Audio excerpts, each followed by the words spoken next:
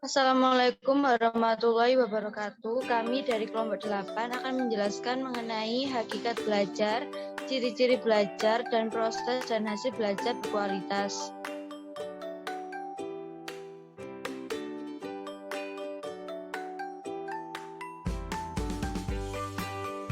Nama anggota kelompok 8 yakni Aisyah Aulia Rosadi, Angeli Gabriela Simatupang, Dea Dina Kusandriana, saya sendiri.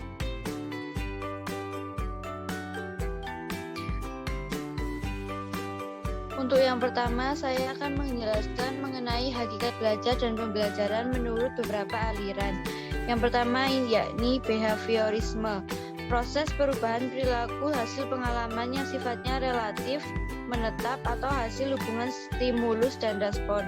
Yang kedua, Gestalt, upaya pemecahan masalah dengan memanfaatkan lingkungan sebagai totalitas.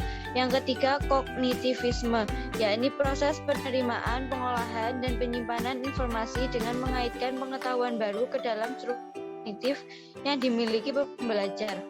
Yang keempat, humanisme, yakni upaya aktualisasi diri dalam rangka pemenuhan kebutuhan dasar sesuai dengan potensi yang dimilikinya. Yang kelima yakni konstruktivisme, artinya upaya penyusunan pengetahuan dari pengalaman konkret, aktivitas kolaboratif, dan refleksi serta interpretasi. Kemudian menurut beberapa ahli, yang pertama Afid Burhanuddin, sebagai karakteristik yang membedakan manusia dengan makhluk lain, merupakan aktivitas yang selalu dilakukan sepanjang hayat manusia, bahkan tiada hari tanpa belajar. Menurut Wegulo, yakni belajar adalah suatu proses yang berlangsung di dalam diri seseorang yang mengubah tingkah lakunya, baik tingkah laku dalam berpikir, bersikap, dan berbuat. Yang ketiga, James O. Whittaker, yakni menyatakan bahwa belajar adalah proses di mana tingkah laku ditimbulkan atau diubah melalui latihan atau pengalaman.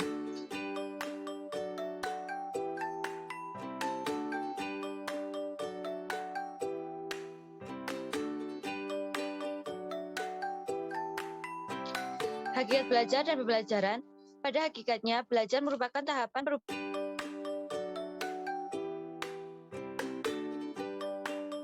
proses kognitif. Dengan kata lain, belajar merupakan kegiatan berproses yang terdiri dari beberapa tahap. Sedangkan pembelajaran pada hakikatnya adalah proses interaksi antara peserta didik dengan lingkungan, sehingga terjadi perubahan perilaku ke arah yang lebih baik. Dapat saya tarik kesimpulan bahwa belajar dan pembelajaran adalah suatu proses atau interaksi seseorang pengajar dengan pembelajar untuk membantu pembelajar dalam proses belajar menuju arah yang lebih baik, sehingga menimbulkan perilaku baik atau positif bagi pembelajar itu sendiri setelah melewati proses belajar dan pembelajaran.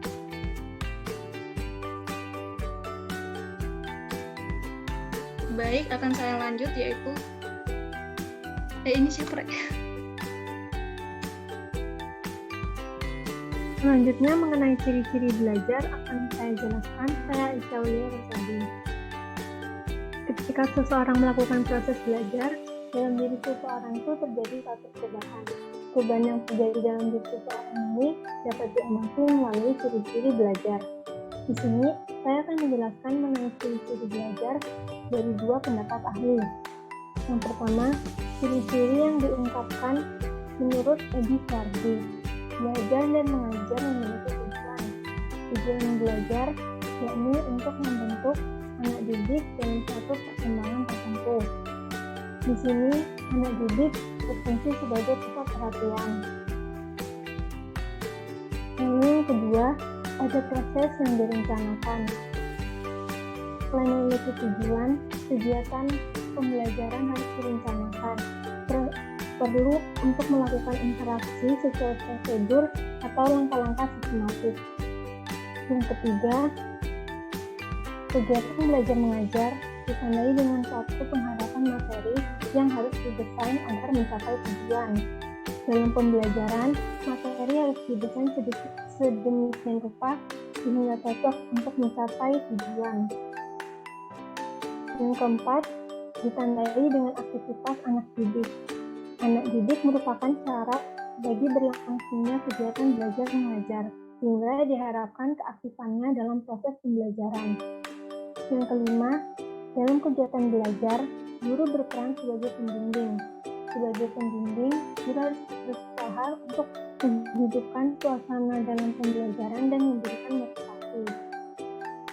Yang keenam, dalam kegiatan belajar mengajar membutuhkan disiplin. Disiplin di sini diartikan sebagai suatu pola tingkah laku yang diatur sedemikian rupa menurut ketentuan yang sudah ditaati oleh pihak guru dan peserta didik. Yang ketujuh, ada batas waktu. Setiap tujuan akan diberi waktu tertentu. Hal ini agar jelas kapan tujuan itu harus dicapai. Yang kedelapan, evaluasi. Setelah guru melakukan kegiatan belajar mengajar, evaluasi harus dilakukan untuk mengetahui capai tidaknya tujuan pengajaran yang telah dilakukan.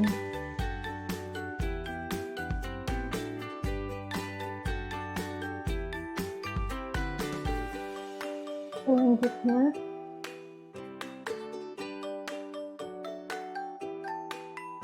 ciri-ciri belajar menurut Gaffney atau dalam Wandi 2009. Gaffney mengungkapkan bahwa proses belajar merupakan proses mental dan emosional atau proses berpikir dan merasakan. Belajar memerlukan keterlibatan aktif antara perasaan dan pikiran peserta didik. Aktivitas ini tidak dapat diamati oleh orang lain, tetapi hanya dapat dirasakan oleh individu itu sendiri. Yang kedua, perubahan perilaku merupakan hasil dari proses belajar. Perubahan ini dapat berupa keterampilan, pengetahuan, atau penguasaan nilai-nilai sikap. Dan yang terakhir, pengalaman belajar.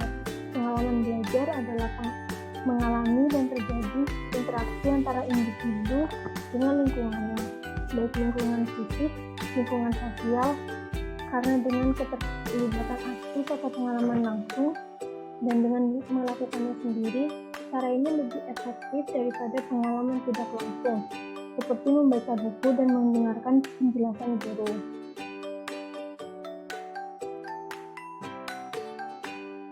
Baik, akan saya lanjutkan. Yang selanjutnya yaitu proses belajar dan hasil pembelajaran berkualitas.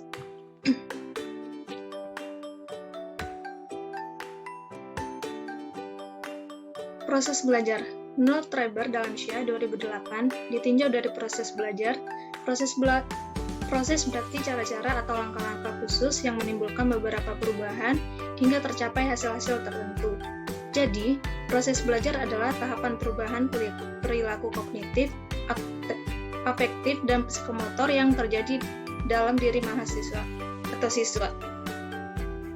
Selanjutnya yaitu proses belajar. Ada beberapa cara penyesuaian diri yang dilakukan manusia, baik sengaja maupun tidak sengaja, dan hubungannya dengan belajar. Dalam Purwanto. Yang pertama, belajar dan kematangan. Kematangan adalah proses pertumbuhan organ-organ, di mana organ-organ tersebut mencapai kesanggupan untuk menjalankan fungsinya masing-masing. Sedangkan belajar lebih ditekankan pada kegiatan yang disadari, suatu aktivitas, latihan-latihan, dan konsentrasi dari orang yang bersangkutan. Akan tetapi, proses belajar dan kematangan mempunyai hubungan yang erat satu sama lain dalam prakteknya dan saling menyempurnakan. Yang kedua, belajar dan penyelesaian diri. Belajar dan penyelesaian diri juga merupakan suatu proses yang dapat merubah tingkah laku manusia. Penyelesaian diri itu ada dua macam. Yang pertama, penyelesaian diri autoplastik, atau seseorang mengubah dirinya disesuaikan dengan keadaan lingkungan atau dunia luar. Yang kedua, penyelesaian diri alloplastis, yang berarti mengubah lingkungan luar disesuaikan dengan kebutuhan dirinya. Kedua penyelesaian diri termasuk dalam proses belajar, akan tetapi tidak semua belajar adalah penyelesaian diri. Yang ketiga, belajar dan pengalaman belajar. Merupakan suatu proses yang dapat merubah sikap, tingkah laku, dan pengetahuan. Akan tetapi, belajar dan memperoleh pengalaman merupakan hal yang berbeda, karena mengalami sesuatu yang belum pernah atau tentu merupakan belajar. Dalam arti pedagogis, tetapi tiap-tiap belajar mengalami. Yang keempat, belajar dan bermain. Dalam bermain juga terjadi proses belajar. Kesamaannya adalah belajar dan bermain, kedua-duanya terjadi perubahan tingkah laku, sikap, dan pengalaman. Selanjutnya, belajar dan pengertian belajar mempunyai arti yang lebih luas daripada hanya mencapai pengertian. Ada proses belajar yang berlangsung dengan otomatis tanpa pengertian. Sebaliknya, ada juga pengertian tidak menimbulkan proses belajar. Karena dengan mendapatkan suatu pengertian tertentu, belum tentu seseorang kemudian berubah tingkah lakunya. Kemudian, belajar dan menghafal atau mengingat. Menghafal sesuatu belum menjamin sudah belajar. Dalam arti sebenarnya, sebab untuk mengetahui sesuatu tidak cukup hanya dengan menghafal saja, tetapi harus dengan pengertian, sebagaimana maksud dari belajar sendiri, yaitu menyediakan pengalaman-pengalaman untuk menghadapi persoalan di masa depan. Kemudian, belajar dan latihan. Latihan dapat menyebabkan perubahan dalam tingkah laku, sikap, dan pengetahuan. Akan tetapi di dalam praktik terdapat pula proses belajar yang terjadi tanpa latihan. Dari penjelasan sebelumnya, kita ketahui bahwa belajar itu hendaknya melatih kematangan, menyesuaikan diri, memperoleh pengalaman, pengertian atau latihan-latihan. Perubahan yang terjadi dalam belajar ialah perubahan dari fungsi-fungsi psikis yang mendasari perbaikan tingkah laku dan kecakapan-kecakapan, dan termasuk di dalamnya perubahan pengetahuan, minat, dan perhatian yang dibentuk oleh tenaga atau fungsi-fungsi psikis dalam pribadi manusia. Selanjutnya, hasil pembelajaran berkualitas.